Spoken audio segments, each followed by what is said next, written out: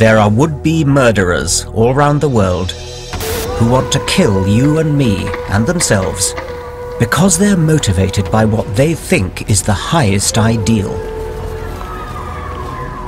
Of course, politics are important. Iraq, Palestine, even social deprivation in Bradford.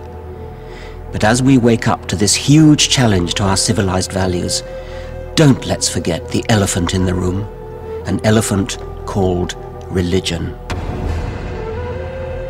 The suicide bomber is convinced that in killing for his God, he will be fast-tracked to a special martyr's heaven. This isn't just a problem of Islam. In this program, I want to examine that dangerous thing that's common to Judaism and Christianity as well. The process of non-thinking called faith. I'm a scientist, and I believe there is a profound contradiction between science and religious belief. There is no well-demonstrated reason to believe in God. And I think the idea of a divine creator belittles the elegant reality of the universe. The 21st century should be an age of reason, yet irrational, militant faith is back on the march. Religious extremism is implicated in the world's most bitter and unending conflicts. We want the non-Muslims off the lands of Muhammad. We want the kuffar out of it. America too has its own fundamentalists. The issue for the next generation is going to be the Islamification of Europe. And in Britain, even as we live in the shadow of holy terror, our government wants to restrict our freedom to criticize religion. Science, we are told, should not tread on the toes of theology. But why should scientists tiptoe respectfully away? The time has come for people of reason to say enough is enough. Religious faith discourages independent thought, it's divisive, and it's dangerous.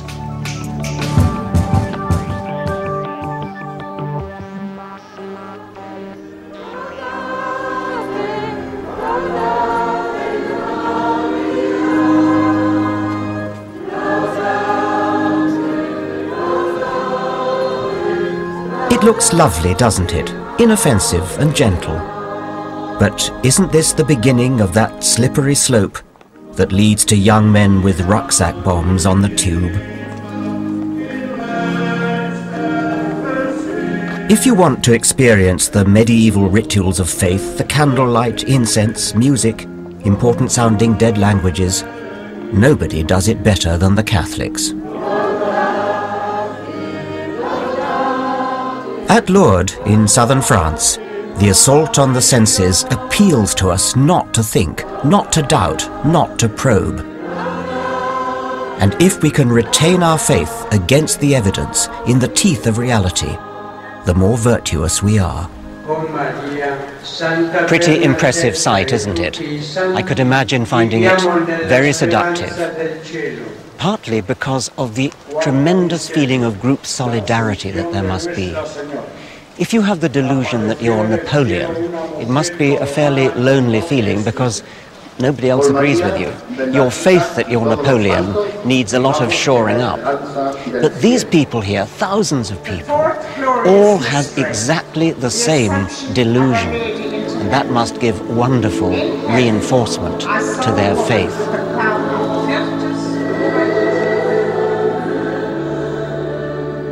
I used to think reason had won the war against superstition, but it's quite shaking to witness the faithful droves trooping through Lourdes. This is a benign herd, but it supports a backward belief system that I believe reason must challenge.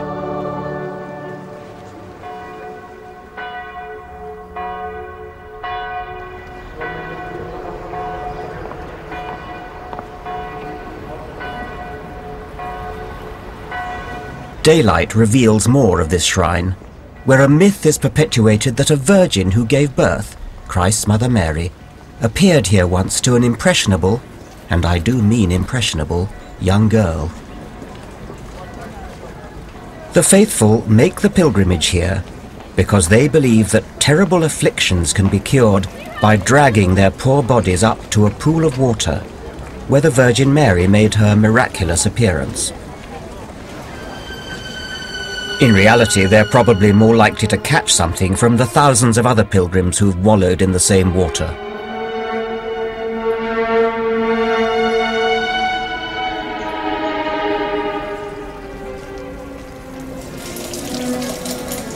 Is it something that Catholics feel they ought to do in their life, rather like Muslims going on the Hajj to Mecca? Well, yes, but you don't have to be a Catholic to do it, you see. No. I mean, any religion can, because I know Yes. quite a few people that are not Catholics at all, and they have been. Yeah. Yes. And what are you hoping to get out of it? Well, I've got a lot out of it. I've got faith, I've got trust, Yes. and a belief that there is a person up there Right. stronger than any medical person. Right, what about a cure then? It may seem tough to question these poor, desperate people's faith. But isn't bracing truth better than false hope? What is the evidence for any miracles? There are actually 66 declared miracles. There are about 2,000 unexplained cures here. But then we would say there are millions of people who have been healed in different ways. Healed in some sort of mental way? Healed in spiritual way, or people who have come to terms with their own particular situation. People who have rediscovered God in their lives again. People who have received a new grace here in Lourdes. So you tend to get about 80,000 per year who There are come about 80,000 sick pilgrims who come Yes. here every year. That's been going on for more than a century now, Yes. for a century and a half. Yes. So 80,000 per year, and of those, 66 have been cured. Correct. I'm just, you see the way I'm thinking. Yeah. So the hard fact is that over the years, with their millions of pilgrims, there have been 66 supposed miracles. Statistically, it adds up to no evidence at all. I can't help remarking that nobody has ever had a miraculous regrowing of a severed leg. The cures are always things that might have got better anyway. People lean on their faith as a crutch, but I fear the comfort it provides is a shallow pretense. And I want to look at how the suspension of disbelief inherent in faith can lead to far more dangerous ideas beyond.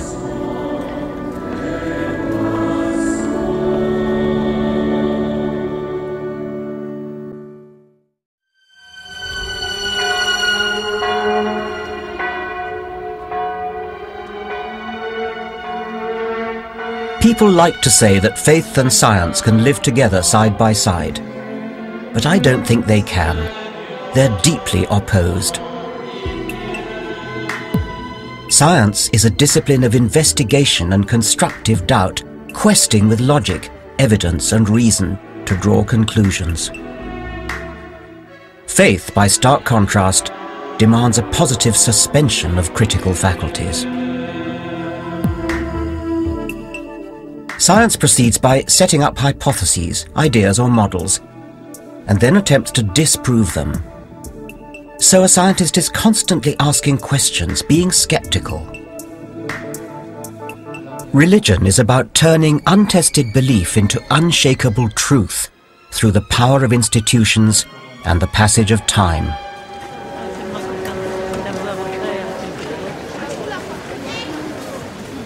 Let me give you an example of this with the story of the Assumption of Mary. Catholics believe that Jesus' mother Mary was so important she didn't physically die. Instead, her body shot off into heaven when her life came to a natural end. Of course, there's no evidence for this. Even the Bible says nothing about how Mary died. The belief that her body was lifted into heaven emerged about 6 centuries after Jesus' time, made up like any tale and spread by word of mouth. But it became established tradition. It was handed down over centuries. And the odd thing about tradition is that the longer it's been going, the more people seem to take it seriously. It's as though sheer passage of time makes something that was to begin with just made up, turns it into what people believe as a fact. By 1950, the tradition was so strongly established that it became official truth. It became authority. The Vatican decreed that Roman Catholics must now believe in the doctrine of the Assumption of the Virgin. Now, if you had asked Pope Pius XII how he knew it was truth, he would have said you had to take his word for it because it had been revealed to him by God. He shut himself away and thought about it. He just thought private thoughts inside his own head and convinced himself, no doubt on tortuous theological grounds, that it just had to be so. None of this is particularly harmful when it is limited to the Virgin Mary going to heaven. But what about the Pope's personal convictions when it comes to, say, discouraging the use of condoms in AIDS-ridden Africa? Then the power of the Church through tradition, authority, and revelation comes with an appalling human cost. It would be unfair to pick on the Catholics. All religions are up to the same tricks. It could be Muslim imams issuing fatwas. It's the same principle. It's issued by the authority, it then passes down through the ranks to parents, to children, and all without a shred of evidence.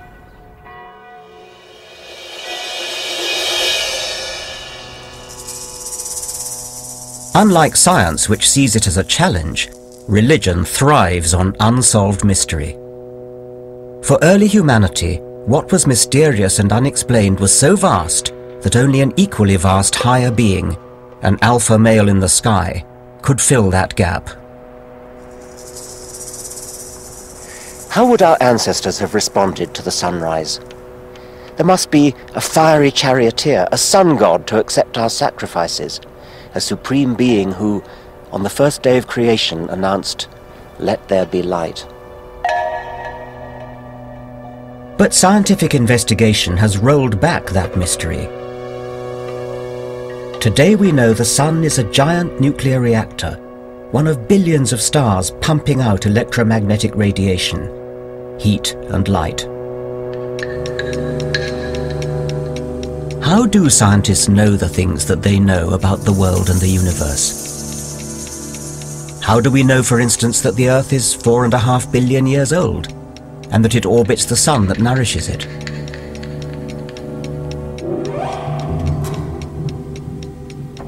How do we know that these dinosaurs are hundreds of millions of years old? The answer is evidence. Tons and tons of mutually supporting evidence. Science is about testing, comparing and corroborating this mass of evidence, and using it to update old theories of how things work. I do remember one formative influence in my undergraduate life. There was an elderly professor in my department who had been passionately keen on a particular theory for, a number of years. And one day an American visiting researcher came and he completely and utterly disproved our old man's hypothesis. The old man strode to the front, shook his hand and said, "My dear fellow, I wish to thank you. I have been wrong these 15 years. And we all clapped our hands raw. That was the scientific ideal of somebody who had a lot invested, a lifetime almost invested into theory. And he was rejoicing that he had been shown wrong and that scientific truth had been advanced.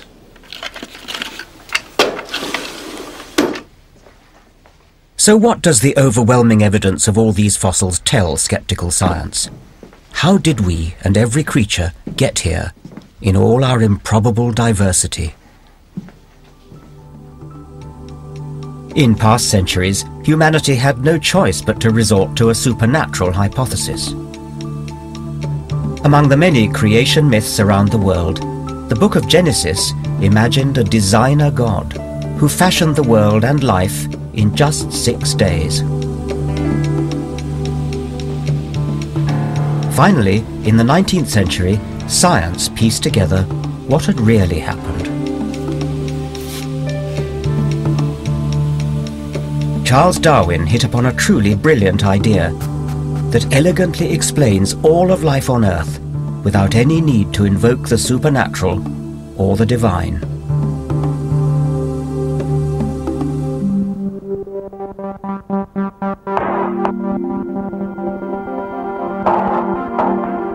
Here's a helpful way to look at the problem Darwin faced. Climbing a mountain. Let's call it Mount Improbable.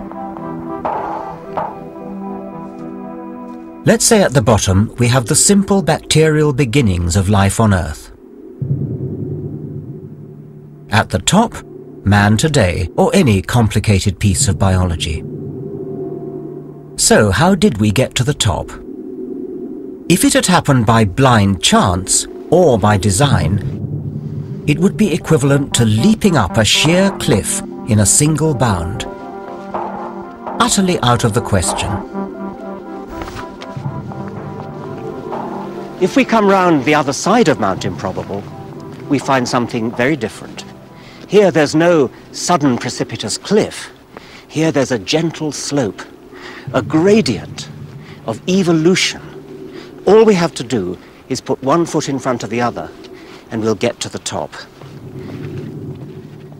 Darwin's great insight was that life evolved steadily and slowly, inching its way gradually over 4 billion years.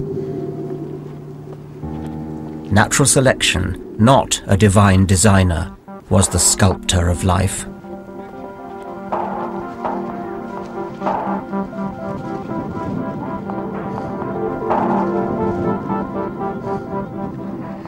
So evolution, driven by Darwin's motor of natural selection, gets us to the top of Mount Improbable, from primeval simplicity to ultimate complexity. The design hypothesis couldn't even begin to do that, because it raises an even bigger problem than it solves. Who made the designer? The abundance and variety of life on Earth may seem improbable, but it's self-evidently futile to invent an improbable God to explain that very improbability. I thought that in my lifetime evolution would be accepted and taught around the world as a scientific fact, supported by overwhelming evidence. But unfortunately, the whole point about faith is that even massive and constantly accumulating physical evidence cuts no ice. Evolution today is under threat. In the Bible Belt of Middle America, evangelical Christians are fighting back against science. Our Father, who art in heaven, hallowed be thy name. In the New World, religion is free enterprise. Rival groups set up shop on every street corner, competing to save people's souls and collect their money. Thy will be done, thy will be done on earth. Fundamentalist Christianity is on the rise among the electorate of the world's only superpower, right up to and including the president. If you believe the surveys, 45% of Americans, that's about 135 million people, believe the universe is less than 10,000 years old. Power and all the glory on earth, as it is in heaven. Come forever and ever. Amen. This is the New Life Church in Colorado Springs, where conservative Christians have built an $18 million worship center as their New Jerusalem in the foothills of the Rocky Mountains. Evangelical churches like this have become a powerful lobby, exerting enormous influence on everything in America, from the teaching of science in schools to foreign policy.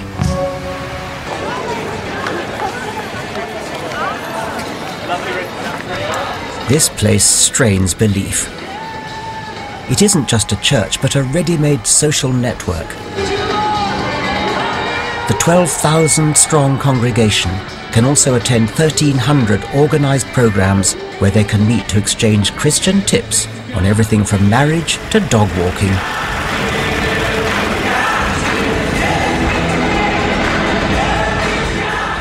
It's all terribly exuberant and intense. Much less tradition here than in Lourdes, but plenty of swaggering authority.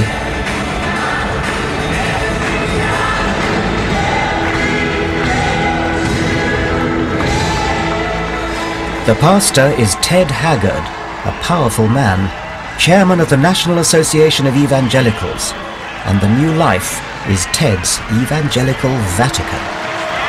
Welcome to all of our friends. Take a moment and say hello to the people behind you, in front of you, and to your right, and to your left. Hey, we want to welcome all of you that are visiting here with us today. If you're here for the very first time, we have a packet of information that we want to give to you. And so all of you visitors, if you would please... Sadly, the warmth of the welcome would prove short-lived when I started talking to Pastor Haggard about the Bible and scientific fact.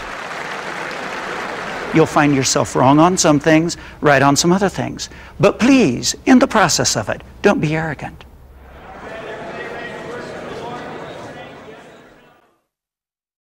All right, let's all pray together. Father, in the mighty name of the Lord Jesus, we love you and we praise you. We exalt you here this morning, Lord God. Everything that's within us wants to give you praise and glory and honor because we are so grateful for what you've done. The New Life Church in Colorado Springs is a bastion of American religious conservatism. Thank you for transforming our lives.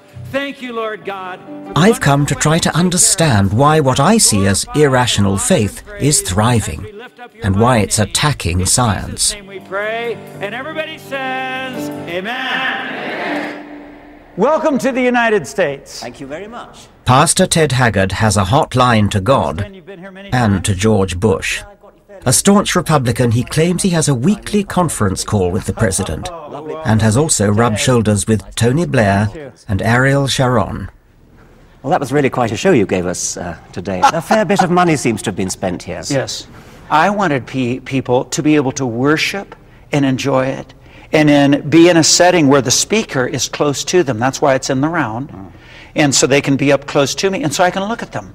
Well, it's certainly very effective what you do. I mean, it seemed to me to have all the arts of... I mean, I was almost reminded, if you'll forgive me, of a sort of Nuremberg rally. I mean, such incredibly... Well, Dr. Goebbels would have been proud. I don't know anything about the Nuremberg rallies, but I know lots of Americans think of it as a rock concert. What can I give to you that you don't already have? There's nothing I can do without the strength of your hand. Your ways are higher than the skies and beyond. When I prepare a presentation, I don't prepare it to get a group of lunatics to come in and just say, oh yes, Pastor Ted, you're just so wonderful. I believe everything you say. I would be opposed to that. Here the Bible says, who have been chosen according to the foreknowledge of God the Father. This is talking about us. We've been chosen for, what's that word there, everybody? Obedience. Say it out loud. Obedience. Okay, so we have been chosen. Every person needs, at the center, some sense of meaning about existence. It is life and death to us. It makes us who we are. Yet most of us, as we grow up and become responsible adults, accept that life is complex, that we live in a world of subtle shades, not sharp black and white. I worry that these born-agains are being persuaded to return to childish certainties. The only truth they need is God. God as interpreted for them by their pastor. You've been set free from sin. Think of that. Everybody knows that we believe the Bible is the Word of God. And today I talked about love your neighbor as yourself. Now, I didn't have to produce evidence, sociological evidence or psychological evidence. The book is true. How can you say they're asked to think for themselves and they're told everything in this book is true? Because they don't have to believe that. I mean, the evidence I presented, you can go and read. This book, it says one thing, that book says another, that book says another, that book... Well, the evidence I can present is we've got a book written over 1,500 years by 40 different authors on one subject, and it doesn't contradict itself.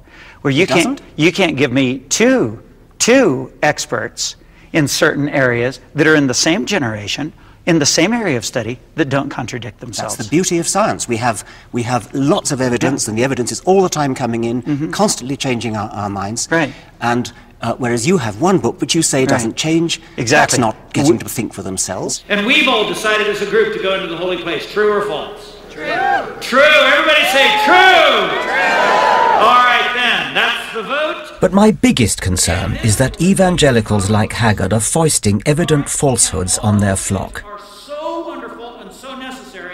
The evangelicals are denying scientific evidence just to support Bronze Age myths. And then, of course, we need the power of the Holy Spirit.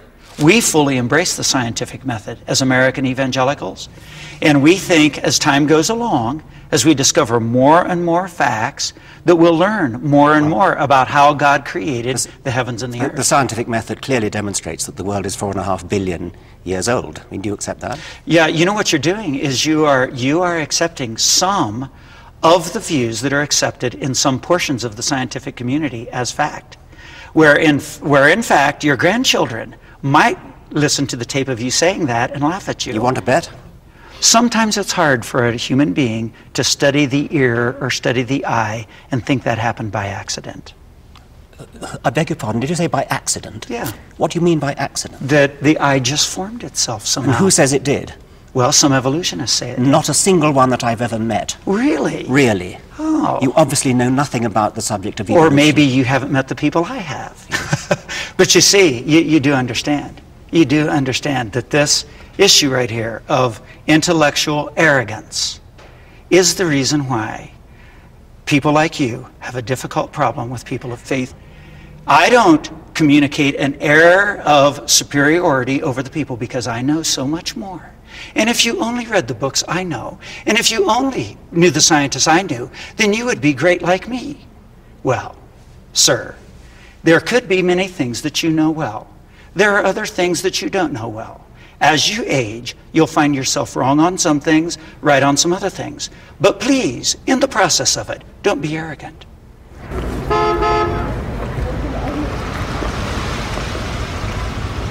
We just had a rather disconcerting experience. We were just packing up our stuff ready to go, and he suddenly drove up in his pickup truck and said, "Get off my land immediately, I'll have you thrown in jail, I'll seize your film." And he then said a very curious thing. He said, "You called my children animals." Afterwards, we worked out that what he must have meant was that I talked about evolution. He thought I was saying that his flock were animals, which of course in a sense I was, because all humans are animals.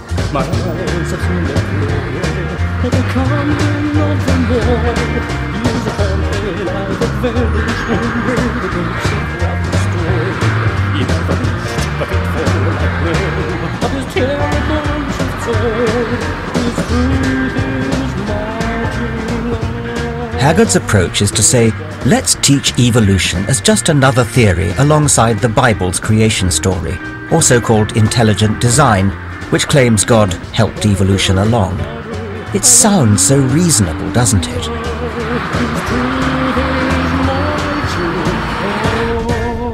But of course it's nothing of the sort. These are not equal theories. Evolution by natural selection is supported by mountains of evidence, while creation contradicts the evidence and is only backed by some ancient scribblings. With Haggard and his followers on their doorstep, the rational atheist minority here feel so browbeaten that they've organized themselves into what they call a free thinkers group, which meets furtively, perhaps to fantasize about moving to Canada.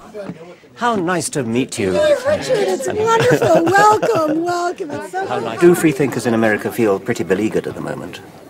I've had my fair share of vitriolic letters and messages from parents saying that I'm Satan's incarnate for teaching evolution. And there are ministries here in Colorado Springs that indoctrinate students in summer programs to challenge biology teachers in the classroom. And so it's an organized campaign to... Oh, they're organized campaigns, absolutely. I do not tolerate it because I teach... But they have this mindset that they are right. If a person comes out in this country as an atheist, they're likely to suffer career damage. They might lose a job. They might not get a job. They might lose an opportunity for an apartment. Waking up, as most Americans do, very late on this, coming to a realization, as we did during the McCarthy era, and even during... It's very similar to the McCarthy era. Yes, it is. And we do begin now to see the dangers of this extremism. Christian fascism, isn't it? Yeah, and whatever mantle you want to give it, which I've heard lately is domination theology, dominion Christianity. How many Christians would be left? The person who's ever become a Christian has gone through the same thing here. No, was that God forgives them and loves them. And in a Christian, I had a hard time. Fundamentalist American Christianity is attacking science. But what is it offering instead? A mirror image of Islamic extremism. An American Taliban.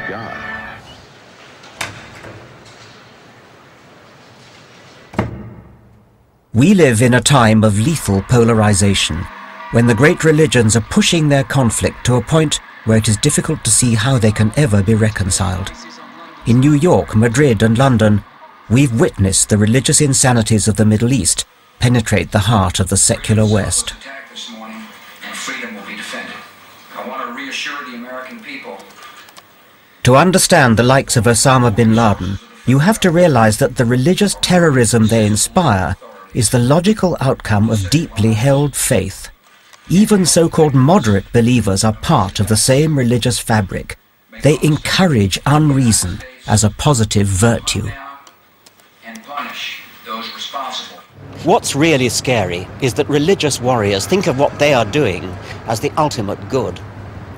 Those of us brought up in Christianity can soon get the message. Onward, Christian soldiers, fight the good fight. Stand up for Jesus, ye soldiers of the cross. But as far as I'm concerned, the war between good and evil is really just the war between two evils.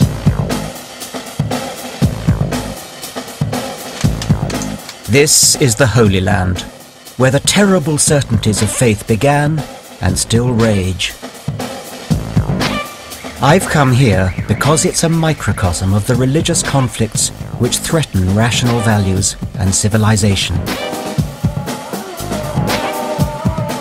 The dreadful combination of politics and extreme faith has caused the death of almost 4,000 people here in shootings, suicide bombings, and reprisals in the last 5 years.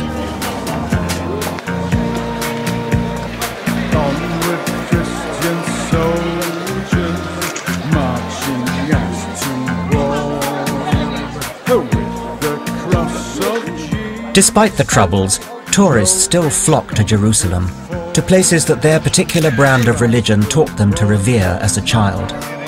The Via Dolorosa, where Jesus was allegedly whipped and beaten during the last hours of his life.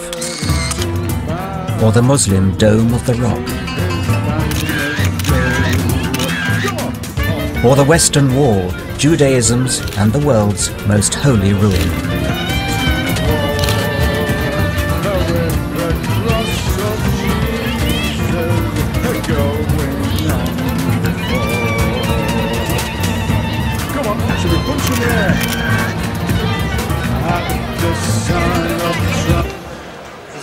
Very special church because the church here is on the surface it looks like a place of harmless myth. Because here is the hill of Calvary where Jesus was crucified and the tomb of Jesus. Here what we are facing to the stone of anointment where the body of Jesus was taken down from the cross. So this is the slab where Christ's body was anointed with oil. How do we know that? Is there any evidence that it was here? You see, this is by telling from person to person. It's tradition. Tradition yes. From generation to the next. Yeah. We can see the hole where the cross was stood, where they're putting the cross inside the hole, and this is the place where the place of the crucifixion and where Jesus died on the cross. You don't really believe that, do you? This is the Christians, I explained to you that they believe this is the place where the crucifixion took place.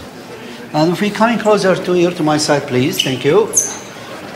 Door of the tomb is a Greek priest, the tomb regarding the tomb of Jesus. This is left from the big part of the stone which closed the tomb. What we call it the rolling of angels. Watch your head, please. Thank you very much. Yes. This is where you slay and rose from death. We call it sepulchre, means empty tomb. God bless you. You can touch in the tomb. You can make your prayer. Please, I get 4 days off. You come tomorrow, you leave, no Thursday. Forget it. This holy city has to be one of the least enlightened places in the world. And it is also a place of barely suppressed religious hatreds. There will come the day, and that day is now, when you're on our lands spreading these ideas that the soldiers of Allah will not put up with this.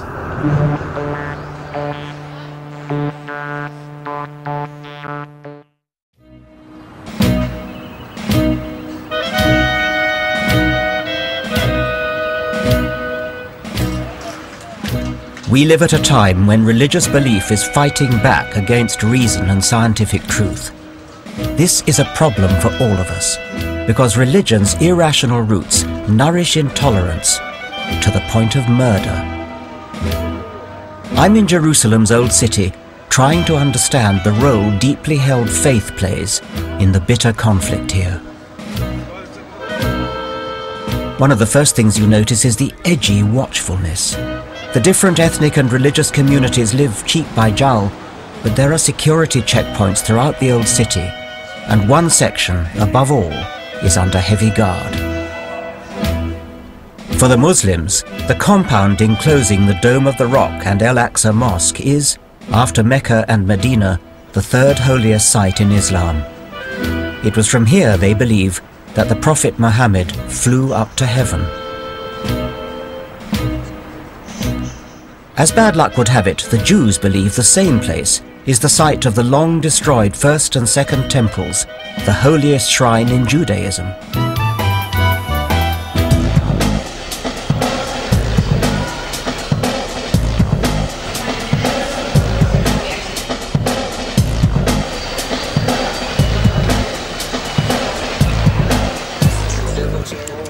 Jews are not allowed to worship inside the compound. Their prayers are restricted to the ruined Western or Wailing Wall. When Jesus came here to overturn the tables, there was no mosque in view. When the Arabs conquered this part of the world, they established the Al-Aqsa Mosque, and then they put over where we think is the main temple compound, where the altar was, where the Holy of Holies was, they put another building called the Dome of the Rock, which is not properly a mosque. And we, at the present moment, are simply not allowed in there, inside the compound, identifiably as Jews. The Muslims reject these Jewish claims. And when Ariel Sharon entered the Temple Mount area in the year 2000, I came here with a message of peace. His visit sparked the second, or Al-Aqsa, Intifada, a Palestinian uprising that has cost 4,000 lives so far. وإذا أراد اليهود السلام مع العرب والمسلمين وفلسطين فليبتعدوا عن المسجد الأقصى المبارك. And if the Jews sincerely want peace with the Arabs and the Muslims, then they should stand away, keep away from the Al-Aqsa Mosque. In the Muslim religion, there is no possibility anyway of sharing the territory. If I come in there in some far corner, far away from a mosque, in an open area under a tree somewhere, if a Muslim will catch me murmuring psalms or some other prayer, he will call the police to have me egressed, shall I say. As far as the Al-Aqsa Mosque is considered, there are no negotiations, absolutely no negotiations about it. لأنه لا يملك أحد من المسلمين في العالم أن يتفاوض على الأقصى. Because no Muslim has the right worldwide to negotiate over the Al-Aqsa Mosque.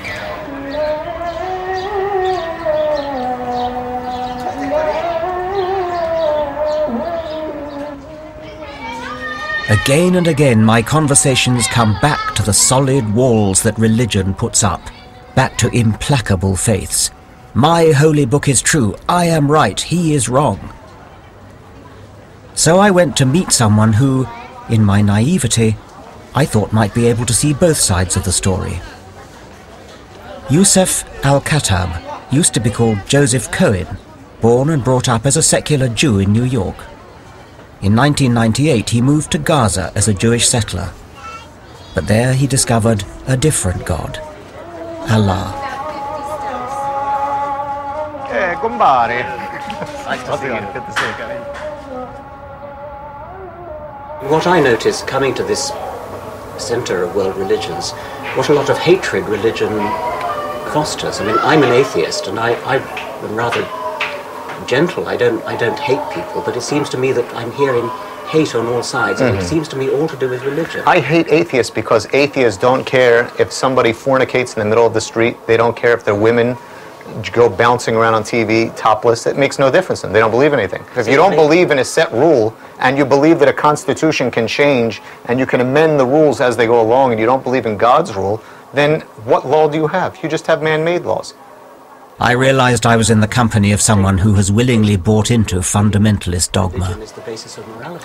What do you think about the September the 11th attacks on New York and the July the 7th attacks on London? Okay, since you like to speak about evolution, I like to start before. What do you think about the Jews that have destroyed over 417 Arab villages, including all mosques and masjids, which wouldn't affect you because you're an atheist? So what are you saying, that we should sit back and say, oh, you know what? Let us progress and let us sit down and drink tea and talk about what to do. I think that's the most ridiculous thing. All I could say is, if there was no quote-unquote state of Israel, there would have been no September 11. But if we've all got to live together, it's not going to be helped if there are people of very, very strong faith who simply know they're right and are not amenable to argument, because there's somebody out there who's just as faithful as you and has his faith just as strong as yours, which is opposite to yours. You see, the problem is, Richard, I think that you have fear. You know that this party of occupying Muslim lands and polluting society with these evil ideas that are around, it's not going to last forever. There will always be the soldiers of Allah there to give the response to this. So we also want the same thing. All we want is that we want the non-Muslims at this point off the lands of Muhammad sallallahu alaihi wasallam. All the lands of Muhammad, we want the kuffar out of it. Do you want Islam to take over the rest of the world? Of course I want it to, and it will. So my advice is to clean up your show at home, take your forces off our lands, correct yourselves, fix your society, all right? Fix your women. Fix your women, that's not my business, that's my women's business. No, it is your business. It is your business. When you take the women and dress them like whores on the street. I don't dress women, they dress themselves. But you allow it as a norm to let the women go on the street dressed like this. What's going on with your society? But I'm interested in religion and the effect that it has on people's minds, and I'm worried about it. And we're very worried about you. What's going on with the stealing, with the theft? It's out of control. Clearly, historic injustice towards the Palestinians breeds hatred and anger. But we must face up to the fact that in creating the death cults of suicide bombers, it's unshakable, unreasonable conviction in your own righteous faith that is the key. If preachers then tell the faithful that paradise after martyrdom is better than existence here in the real world, it's hardly surprising that some crazed followers will actually swallow it, leading to a terrible cycle of vendetta, war, and suffering.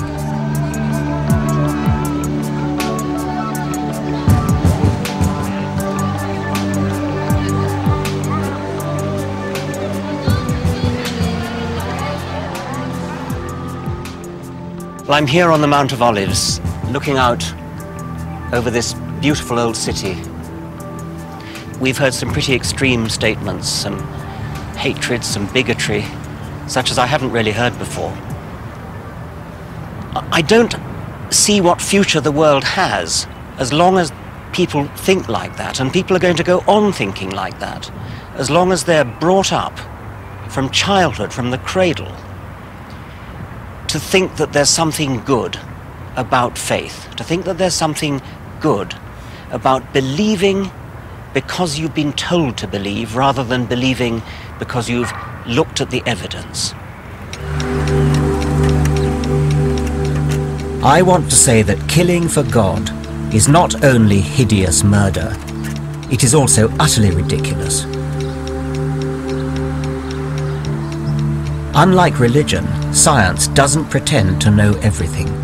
There are still deep questions about the origins of the universe that have yet to be explained. But just because science can't answer them right now doesn't mean faith, tradition, revelation, or an ancient holy text can. Science can't disprove the existence of God, but that does not mean that God exists. There are a million things we can't disprove. The philosopher Bertrand Russell had an analogy. Imagine there's a china teapot in orbit around the sun. You cannot disprove the existence of the teapot because it's too small to be spotted by our telescopes. Nobody but a lunatic would say, well, I'm prepared to believe in the teapot because I can't disprove it. Maybe we have to be technically and strictly agnostic, but in practice we are all teapot atheists. But now suppose that everybody in the society, the teachers, the tribal elders, all had faith in the teapot. Stories of the teapot have been handed down for generations. It's part of the tradition of the society. There are holy books about the teapot. Then somebody who said they did not believe in the teapot might be regarded as eccentric or even mad. There's an infinite number of things like celestial teapots that we can't disprove. There are fairies. There are unicorns. Hobgoblins. We can't disprove any of those, but we don't believe in them any more than nowadays we believe in Thor, Amun-Ra, or Aphrodite. We are all atheists about most of the gods that societies have ever believed in. Some of us just go one god further.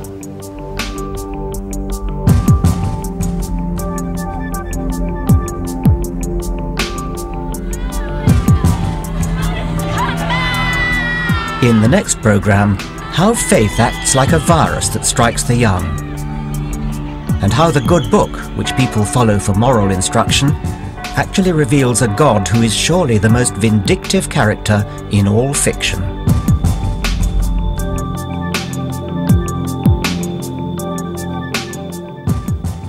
There's more discussion on the issues raised in this programme on Channel 4's Can You Believe It website at channel4.com/culture. Next up, George reckons he's down with the youth. Or is he? It's Celebrity Big Brother.